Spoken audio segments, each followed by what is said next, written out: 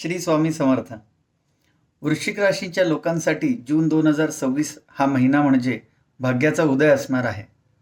असे का? कारण देवगुरु बृहस्पती 1 जूनपासून तुमच्या नशिबाच्या म्हणजे भाग्यस्थानातील कर्क राशीत प्रवेश करून उच्च स्थितीत बसत आहेत. हे गोचर तुमच्या अडकलेल्या कामांना गती देणारे आहे. पण एक सावधगिरीचा इशारा. महिन्याच्या शेवटी 29 जून रोजी बुध वक्री होत असल्याने कोणत्या 3 ठिकाणी तुमची फसवणूक होऊ शकते. कोणत्या 3 चुका टाळल्यास तुम्ही यश मिळवू शकता.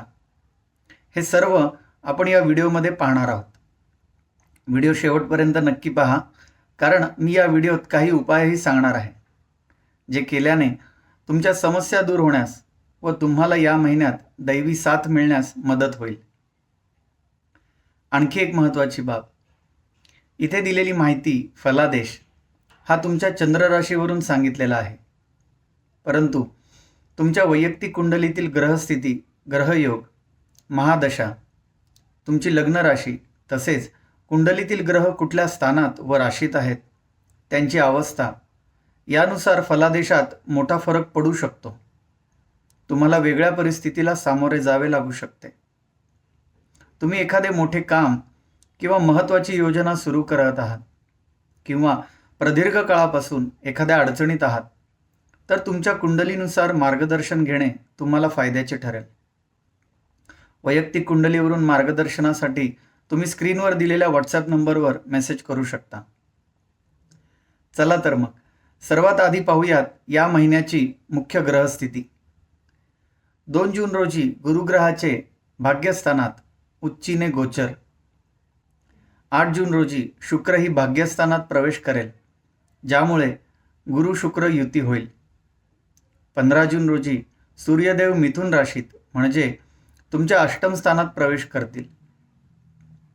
20 जूनला मंगळ तुमच्या सप्तम स्थानात प्रवेश करेल आणि 29 जून रोजी बुध महाराज वक्री होत आहेत. करिअरच्या बाबतीत हा महिना तुमच्यासाठी प्रगतीचा आहे. नोकरदार लोकांसाठी नोकरीत तुम्हाला नवीन ओळख मिळवून देईल. वरिष्ठांचे मार्गदर्शन मिळेल. परदेशी कंपन्यांमध्ये संधी शोधत असाल तर प्रयत्न करा, यश मिळू शकते. व्यावसायिकांसाठी वर्किंग कॅपिटल किंवा येणाऱ्या पेमेंट्सवर लक्ष ठेवणे गरजेचे आहे. ग्रोथ होईल, पण थोडं सबुरीने घ्यावं लागेल. आर्थिक बाबतीत काळ काहीसा चांगला आहे. तुमच्या कष्टाचे फळ तुम्हाला बोनस किंवा इन्सेंटिव्हच्या स्वरूपात मिळू शकते, पण ते लगेच या महिन्यात नाही तर पुढील काही काळात मिळू शकते. 20 जून नंतर मंगळ तुमच्या 7व्या स्थानात असल्याने जोडीदाराच्या आरोग्यावर किंवा व्यावसायिक भागीदारीत खर्च होऊ शकतो. नातेसंबंधांमध्ये थोडा समतोल असायला हवा. वैवाहिक जीवनात मंगळाच्या प्रभावामुळे जोडीदारासोबत काही कारणांवरून मतभेद किंवा वाद होऊ शकतात, त्यामुळे दोघांनीही अहंकार बाजूला ठेवायला हवा. कौटुंबिक जीवनात वडिलांचे आरोग्य सांभाळा. वृश्चिक राशींच्या व्यक्तींना जून महिन्यामध्ये प्रगती हवी असेल तर या 3 चुका कधीही करू नका. पहिली चूक, अहंकारी निर्णय. यश मिळाल्यावर जमिनीवर राहा. अहंकार तुमच्या नाशाचे कारण ठरू शकतो. दुसरी चूक, घाईने गुंतवणूक करणे. चांगल्या अपॉर्च्युनिटीज येतील, पण घाईगडबडीत निर्णय घेऊ नका. तिसरी चूक, आरोग्याच्या बाबतीत सतर्क राहा. रक्तदाबाच्या म्हणजे बीपीच्या तक्रारी असलेल्यांनी विशेष काळजी घ्यायला हवी. आता पाहूयात उपाय.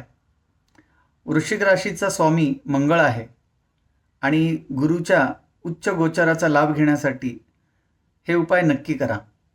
पहिला उपाय, दर मंगळवारी हनुमान मंदिरात जाऊन हनुमान चालीसा किंवा मारुती स्तोत्राचे पठण करा.